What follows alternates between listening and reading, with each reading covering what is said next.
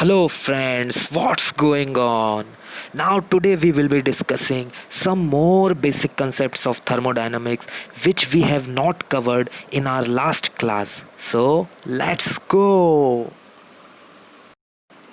चलिए अब हम समझते हैं थर्मोडायनेमिक इक्विलिब्रियम क्या होता है. A system is said to be in thermodynamic equilibrium if it satisfies all the four equilibrium conditions simultaneously. Simultaneously मतलब होता है एक ही समय पर. और वो चार इक्विलिब्रियम कंडीशन क्या हैं? पहली है thermal equilibrium, that means equality of temperature. दूसरी है mechanical equilibrium, that means equality of forces, वहाँ पे कोई भी रिजल्टेंट फोर्स नहीं रहेगी. तीसरी है chemical equilibrium, that means chemical reaction potential is absent, which means molecular structure does not change with time. चौथी है फेज इक्विलिब्रियम. इसका मतलब होता है mass of each phase remains constant with time. When all the four equilibrium condition exists simultaneously, then only we will call it thermodynamic equilibrium. अब हम समझते हैं कि प्योर सब्सटेंस क्या होता है. उसके लिए हम कुछ बेसिक्स देखेंगे. आइए देखते हैं. मैटर नेचर में दो तरीके से एग्जिस्ट करता है. एक है प्योर सब्सटेंस, दूसरा है मिक्सचर. और मैटर क्या होता है? Matter is something which occupies space and possess mass, may exist as solid, liquid और गैस. मैटर दो पार्ट में डिवाइड होता है, जैसा कि मैंने बताया, pure substance and mixture. Pure substance क्या होता है? Matter having an invariant chemical composition and distinct properties are called pure substance. जिसमें इनवेरिएंट केमिकल कंपोजिशन होती है, मतलब केमिकल कंपोजिशन वेरी नहीं होगी. आप पूरे मैटर में कहीं भी देखेंगे केमिकल कंपोजिशन आपको सेम मिलेगी. मगर मिक्सचर क्या होता है? Matter consisting of two or more pure substances that retain their individual identities and can be separated by physical methods. Mixture क्या होता है? बहुत सारे प्योर सब्सटेंसेस, टू और मोर, मिलकर मिक्सचर बनाते हैं और वो सेपरेट किए जा सकते हैं. किस तरीके से? फिज़िकल मेथड से. फिज़िकल मेथड से उन्हें सेपरेट किया जा सकता है. फिज़िकल मेथड्स ऑफ सेपरेशन क्या होता है? ये होता है फिल्ट्रेशन, डिस्टिलेशन एंड क्रिस्टलाइजेशन. लेकिन प्योर सब्सटेंस जो हैं वो फिज़िकल मेथड से सेपरेट नहीं किए जा सकते. अब फर्दर प्योर सब्सटेंस कैसे डिवाइड होते हैं ये देखिए. Element and compound. Element, fundamental substance cannot be separated into simpler substances by chemical methods. Element क्या होते हैं? फंडामेंटल सब्सटेंस हैं जो नेचर में एग्जिस्ट करते हैं और इनको आप केमिकल मेथड से सेपरेट नहीं कर सकते. किसी भी तरीके से इनको सेपरेट नहीं करते. ये अपनी इंडिविजुअल आइडेंटिटी बना के रखते हैं. लेकिन कंपाउंड क्या होते हैं? Substance composed of two or more elements in fixed proportion can be separated bye simpler substances and elements only by chemical methods. Compound क्या होते हैं? कंपाउंड भी प्योर हो सकते हैं. और कंपाउंड होते क्या हैं? जो कि दो और मोर एलिमेंट से फिक्स्ड प्रपोर्शन में मिल के बनते हैं. और आप अगर किसी भी कंपाउंड में कहीं भी देखेंगे तो उनका प्रपोर्शन फिक्स्ड मिलेगा आपको. जैसे कॉमन सॉल्ट NaCl, आप कहीं से भी उठाएंगे वो NaCl ही रहेगा. इनको आप सेपरेट कर सकते हैं. एलिमेंट को नहीं कर सकते, कंपाउंड को कर सकते हैं. और इनको किस तरीके से सेपरेट किया जाता है? केमिकल मेथड से. केमिकल मेथड क्या होता है? ये होता है थ्रू इलेक्ट्रोलिसिस. ओके, हमने ये कवर किया. अब हम आते हैं प्योर सब्सटेंस में और पढ़ते हैं जो मेन हमारा थर्मोडायनेमिक्स में है. A substance is said to be a pure substance if it is of homogeneous chemical composition throughout.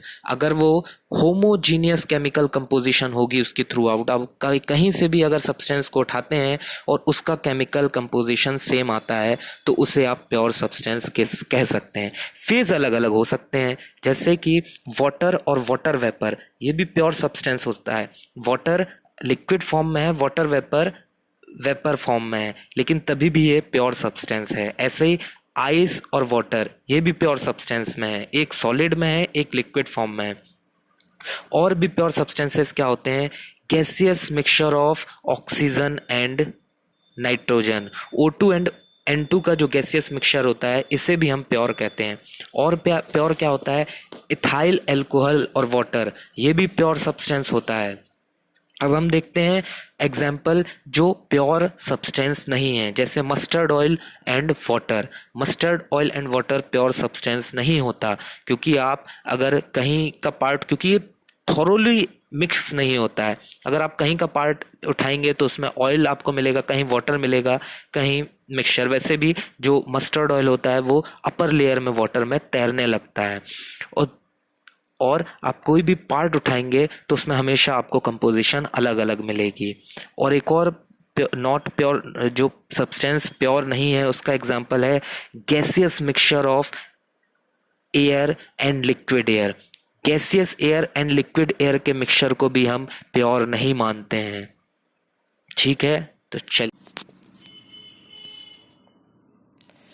तो हमने देखा कि किस तरह से mixture of water vapour and water pure है, mixture of ice and water pure है, मगर mixture of gaseous air and liquid air pure नहीं है। तो फर्दर हम लौटते हैं अपने क्लासिफिकेशन में। अब हम देखेंगे मिक्सचर के क्लासिफिकेशन। मिक्सचर के क्लासिफिकेशन है homogeneous and heterogeneous mixture. Homogeneous mixture क्या होता है? Mixture having a uniform composition and properties through out. अब हम इसको प्योर सब्सटेंस से कंफ्यूज नहीं होंगे। प्योर सब्सटेंस में यूनिफॉर्म केमिकल कंपोजिशन होती है, होमोजीनियस में यूनिफॉर्म कंपोजिशन होती है, केमिकल नहीं होती। केमिकली दोनों मिक्स नहीं होते। ये दो कंपाउंड को, दो प्योर सब्सटेंस को आपने मिलाया है, केवल मिक्स किया है, उनका आपने केमिकली वो दोनों एक दूसरे से मिक्स नहीं हुए हैं। और होमोजीनियस मिक्सचर को आप फिजिकल प्रोसेस से भी सेपरेट कर सकते हैं, लेकिन प्योर सब्सटेंस को नहीं। तो इसलिए कंफ्यूज मत होइएगा।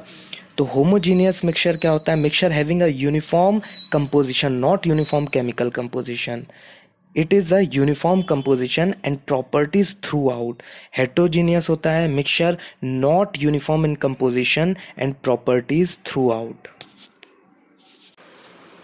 और हम एक और डिफरेंस देखते हैं प्योर सब्सटेंस और मिक्सचर में, कि जो प्योर सब्सटेंस होते हैं वो एक कांस्टेंट टेम्परेचर में बॉयल या फिर मेल्ट होते हैं। जैसे कि आपका वाटर जब बॉयल होता है तो 100 डिग्री सेल्सियस में बॉयल होता रहता है।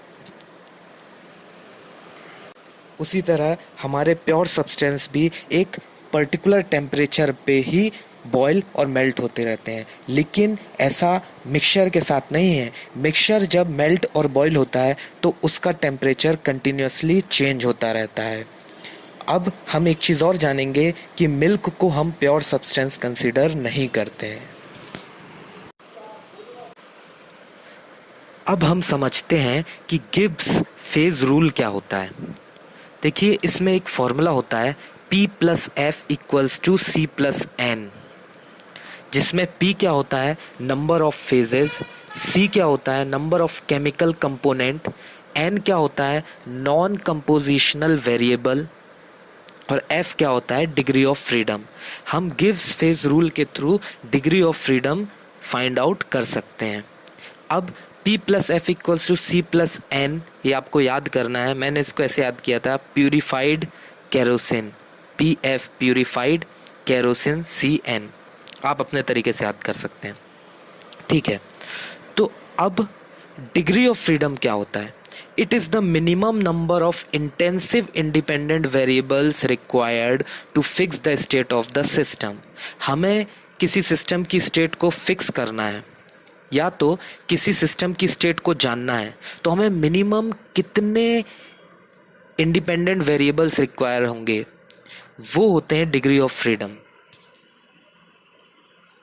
और ये जो इंडिपेंडेंट वेरिएबल होंगे ये इंटेंसिव प्रॉपर्टीज होंगी। मान लीजिए टेम्परेचर, प्रेशर, हमें इसके ज़रिए सिस्टम की स्टेट को डिफाइन करना है। तो एक बार और समझते हैं डिग्री ऑफ फ्रीडम क्या होता है, कि हमें किसी भी सिस्टम की स्टेट को जानने के लिए मिनिमम कितने इंटेंसिव इंडिपेंडेंट वेरिएबल्स रिक्वायर्ड होते हैं। ठीक है, तो ये होता है डिग्री ऑफ फ्रीडम। और जो हमारा P plus F equals to C plus,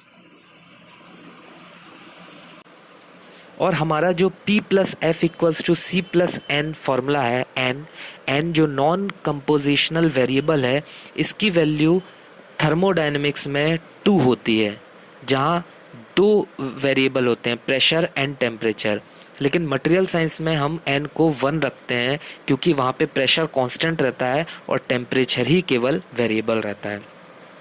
अब हम 3 एग्जाम्पल देखेंगे जहाँ पे हम ये फॉर्मूला अप्लाई करेंगे और जानेंगे डिग्री ऑफ फ्रीडम कितना है। पहला हमारा एग्जाम्पल है gaseous mixture of oxygen and nitrogen. यहाँ पे हम देखते हैं कि फेज कितने हैं, P कितना है फेज, दोनों गैसियस मिक्सचर है तो फेज हुआ केवल 1। डिग्री ऑफ फ्रीडम हमें फाइंड आउट करना है। कंपोनेंट कितने हैं, 2, एक है ऑक्सीजन और दूसरा है नाइट्रोजन। तो हमारा F निकल के कितना आया, 3। मतलब हमको 3 इंटेंसिव प्रॉपर्टीज चाहिए उस जो मिक्सचर है ऑक्सीजन और नाइट्रोजन का, उसकी स्टेट बताने के लिए कि वो किस स्टेट पे है अभी। उसी तरह हमारा दूसरा एग्जाम्पल है वाटर वेपर एंड वाटर। इसके लिए देखेंगे इसमें फेज कितने हैं, 2, एक वेपर और एक लिक्विड फेज, तो फेज हो गए 2। कंपोनेंट कितने हैं, एक ही कंपोनेंट है, दोनों H2O हैं, तो हम इसमें रखेंगे तो हमारा डिग्री ऑफ फ्रीडम आएगा 1। यानी कि जब आपका ये कब होता है, वाटर वेपर और वाटर एक साथ कब होते हैं, जब बॉइलिंग ऑफ वाटर कंडीशन, याद करिए उस समय टेम्परेचर 100 डिग्री सेल्सियस होता है। कब होता है, जब 1 atm प्रेशर होता है। अगर प्रेशर फिक्स्ड लेंगे तो उस प्रेशर पे उसका बॉइलिंग पॉइंट भी फिक्स्ड होगा। मतलब 1 atm प्रेशर पे बॉइलिंग पॉइंट वाटर का 100 डिग्री सेल्सियस होगा। अगर हम प्रेशर चेंज करेंगे तो वाटर का बॉइलिंग पॉइंट भी, बॉइलिंग टेम्परेचर भी चेंज होगा। इसलिए डिग्री ऑफ फ्रीडम एक है। जो प्रेशर और टेम्परेचर हैं दोनों अलग अलग नहीं है। एक ही अगर आपने प्रेशर बता दिया तो आपको टेम्परेचर अपने आप पता चल जाएगा। इस कंडीशन में मैंने बोला कि वाटर बॉईल हो रहा है 100 डिग्री सेल्सियस में, तो आप अपने आप बता देंगे कि उसका प्रेशर क्या होगा, 1 एटमॉस्फेरिक प्रेशर होगा सराउंडिंग का। अब तीसरा हमारा एग्जांपल आता है ट्रिपल पॉइंट। ट्रिपल पॉइंट में फेज कितने हैं, 3। ट्रिपल पॉइंट जो कंडीशन होती है इसमें लिक्विड जो होता है 3 फेज में होता है, अपना सॉलिड, लिक्विड और गैस साइमल्टेनियसली 3 फेजेस में होता है। अब उसमें कंपोनेंट कितना है, एक ही है, क्योंकि वो तीनों एक ही कंपोनेंट है। मान लीजिए वाटर का हम देखेंगे तो सॉलिड, लिक्विड और गैस, वेपर, तीनों फॉर्म में है वो, और कंपोनेंट क्या है, एक ही है। तो इससे हमारा डिग्री ऑफ फ्रीडम निकल के आया 0। मतलब हमें कुछ भी रिक्वायर्ड नहीं है। अगर मैं आपसे बोलूं ट्रिपल पॉइंट ऑफ वाटर क्या है, तो आप डायरेक्ट बताएंगे ट्रिपल पॉइंट टेम्परेचर है वाटर का 273.16 केल्विन और 0.01 डिग्री सेल्सियस। और प्रेशर भी कांस्टेंट होता है। प्रेशर होता है इस समय पे 0.61 kilo pascal. Thank you for watching our channel. If you have any doubts or query, please comment below in the comment section.